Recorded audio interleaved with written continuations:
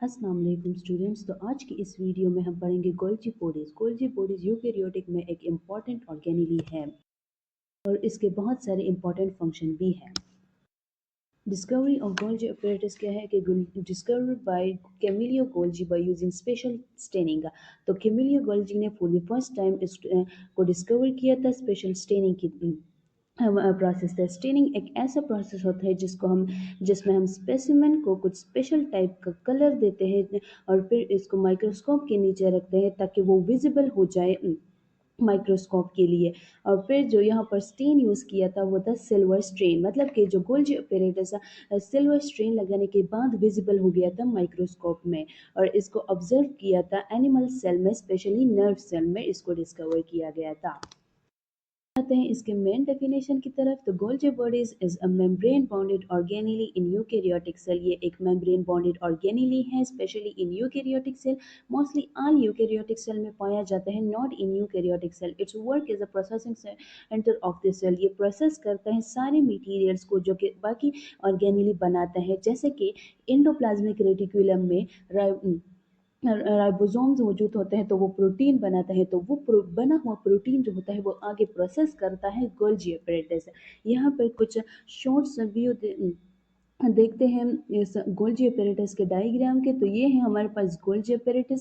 यहाँ स्टार से न्यूक्लियस है, फिर आता है एंडोप्लाज्मिक रेटिकुलम। तो एंडोप्लाज्मिक रेटिकुलम में जो पहला पार्ट है वो है रफ एंडोप्लाज्मिक रेटिकुलम का। उसके बाद आता है smooth endoplasmic reticulum. Smooth endoplasmic reticulum के बाद आता है गोल्जी apparatus। तो ये हमारे पास जो सर्कल सर्कल से स्मॉल दिख रहे हैं ये वेजिकल कहलाते हैं, सेक्रेटरी वेजिकल्स हुई है। और जब इसको पैक किया जाता है और गोल्जी apparatus के बाद प्रोसेस हुआ आगे बढ़ता है तो उसे हम लाइसोसोम कहते हैं।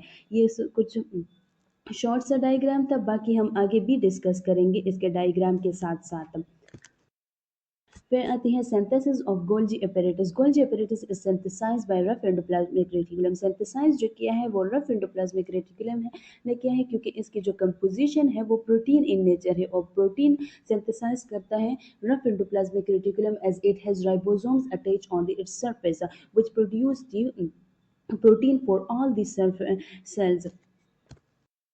अब जब इम्पोर्टेंट पार्ट है वो है स्ट्रक्चर ऑफ गोल्जी apparatus। तो Golgi apparatus it is compose of series of flatten sac known as सिक्सटन है। तो ये एक फ्लेटन सेक जो होते हैं, फ्लेटन चिपटे हुए स्ट्रक्चर की तरह होते हैं, उससे मिलकर बना होते हैं। और इस चिपटे हुए या हम कह सकते हैं फ्लेटन सेक जो होते हैं उसे सिस्टर्नी कहा जाता है।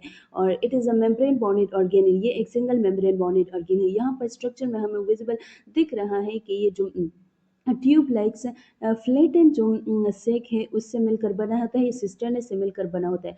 और अब यहाँ पर जो सिस्टर्न होते हैं वो एक ऐसे ट्यूब्स होते हैं जो कि साइटोप्लाज्म से गोल्जी apparatus को ये जो है वो अपने साइटोप्लाज्म से अपने मटेरियल को सेपरेट करता है इस सिस्टर्ने की मदद से।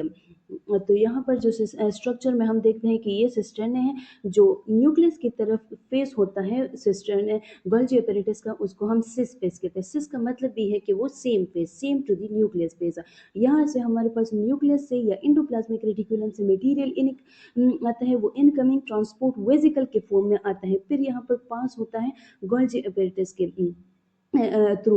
ये इसका लूमेन लूमेन बीच में आने वाला एरिया जो हो गया। और फिर इसमें ये सिस फेस हो गया। सिस जो है वो होता है कन्वेक्स फेस। ये आप लोगों को दिख रहा है कि ये कन्वेक्स फेस होता है। और जो ट्रांस फेस होता है वो कनकेव फेस होता है। ट्रांस जो होता है उसको हम मेच्योर फेस भी कहा जाता है और आउटसाइड भी हम कहा जाता है, क्योंकि ये आउटसाइड न्यूक्लियस के जो सेल मेम्ब्रेन है उसके करीब है, तो ये आउटसाइड मटेरियल को प्रोसेस करता है। और जो सिस फेस होता है वो होता है फॉर्मिंग फेस होता है और नॉन मेच्योर फेस होता है। इसको हम आगे भी डिस्कस करेंगे। यहाँ पर तो हम सिर्फ डिस्कस कर लिया जनरल स्ट्रक्चर के, आगे हम पढ़ेंगे सिस और ट्रांस फेस के डिफरेंस को। तो बढ़ते हैं इसके तरफ। हम आता है unit of Golgi apparatus। Golgi apparatus का जो यूनिट है वो डिक्टाइजोन कहलाता है। Dictyosome is the unit of Golgi apparatus। ये डिराइव हो गया है ग्रीक वर्ड से जिसका मतलब है नेट एरे, मतलब नेट की तरह एक एरे होता है। नेट एरे इसका ग्रीक मतलब है। अच्छा, प्लांट में जो है उसको गोल्जी एपरेटस को अगला नाम जो होता है वो डिक्टाइजोम भी कहा जाता है। अच्छा, तो ये आ गए हैं sides of Golgi apparatus. Golgi apparatus के दो साइड्स हैं, सिस हो गया फेज और एक होएगा ट्रांसफेज। सिस फेज जो होता है वो रिसीव करता है मटेरियल से फ्रॉम एंडोप्लाज्मिक रेटिकुलम और from the phase of the nucleus. और जो सिस फेज होता है वो फॉर्मिंग फेज होता है, मतलब कि वो बनने वाला होता है। यहाँ पर जो वेसिकल्स होते हैं वो बनते हैं, वो ट्रांसफॉर्म होते हैं और एक अगले ऑर्गेनिली लाइजोसोम की तरह बन जाते हैं उस वेसिकल से। अगला यहाँ पर है ट्रांसफेज, जो कि सेंड करता है प्रोसेस मटेरियल्स को।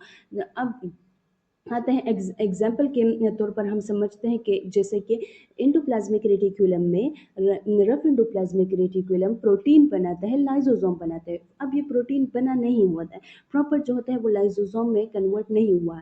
पहले ये रफ इंडोप्लाज्मिक रेटिकुलम जो है वो इसके प्रोटीन को सिंथेसाइज करता है, फिर अब ये बेच देता है आगे फर्दर गोल्जी एपरेटस के, ताकि वो आगे प्रोसेस करे, मॉडिफाई करे इसको प्रॉपर लाइजोसोम की शक्ल में। यहाँ पर गोल्जी अपैरेटस में ये अंदर चला जाता है सिस फेज। सिस फेज में अंदर गोल्जी अपैरेटस जो है उसकी मॉडिफिकेशन कर लेते हैं, पैकेजिंग कर लेते हैं और फिर जब इस पर मेम्ब्रेन प्रॉपर आ जाता है लाइजोसोम पर, तो वो कन्वर्ट हो जाता है लाइजोजाइम्स में। तब अब लाइजोजाइम जहाँ पर ये बर्ड ऑफ हुआ होता है तो उसको हम पहले कहते हैं प्राइमरी लाइजोजाइम, क्योंकि जो लाइजोजाइम जो होता है वो अटैक नहीं होता कुछ फॉरेन मटेरियल्स या अनवांटेड मटेरियल के साथ, तो उसको हम प्राइमरी लाइजोजाइम कहते हैं। ये वेसिकल्स जो हैं ये बर्ड ऑफ मटेरियल होते हैं, तो वो आगे इसमें में कन्वर्ट कर देते हैं, प्रॉपर मटेरियल में ये फिर कन्वर्ट कर देते हैं। अब यहाँ पर अपने टॉपिक के मेन में आते हैं कि ट्रांसफेज जो होता है वो सेंट प्रोसेस मटेरियल, तो वो जो लाइजोसोम्स जो था वो जब बन गया था तो वो ट्रांसफेज से निकलेगा। अच्छा, तो अब फंक्शन की तरफ आते हैं, जो कि एग्जाम और जो कुछ एमसीक्यूज आते हैं उसके लिए बहुत इंपॉर्टेंट होता है। तो फंक्शन पहला इसका है modification. Modify protein and lipid receive from endoplasmic reticulum, तो वो मटेरियल्स को मॉडिफाई करता है, चेंज करता है, इसको प्रॉपर शेप में लाता है गोल्जी एपेरेटस।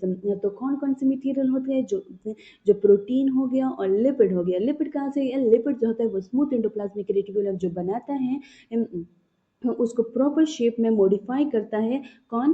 Golgi apparatus. अगला जो इसका फंक्शन है वो है पैकेजिंग। पैक करता है मटेरियल को, पैक करता है फॉर ट्रांसपोर्ट के लिए, या वो इधर ट्रांसपोर्ट जो होता है वो सेल के आउटसाइड द सेल हो जाता है, और या उसको स्टोर कर लिया जाता है फिर सेल के अंदर ही, ताकि वो फ्यूचर में काम आ सके।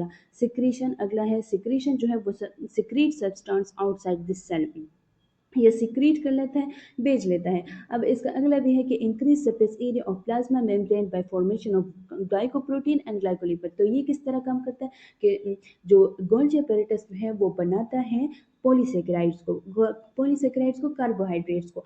तो जब ये कार्बोहाइड्रेट बन जाते हैं तो वो हमने पढ़ा है सेल मेम्ब्रेन में कि carbohydrate come from the outside and attach to the protein और इधर टू द लिपिड, तो ये बन जाता है ग्लाइकोप्रोटीन एंड ग्लाइकोलिपिड। तो ये जब बन जाता है और ग्लाइकोप्रोटीन और ग्लाइकोलिपिड में कन्वर्ट हो जाता है, तो ये इंक्रीज करता है surface area of the plasma membrane के। ये भी एक इम्पॉर्टेंट फंक्शन है गोल्जी एपेरेटस का। तो उम्मीद है कि आपको ये छोटा सा टॉपिक समझ आ गया होगा। अल्लाह हाफिज।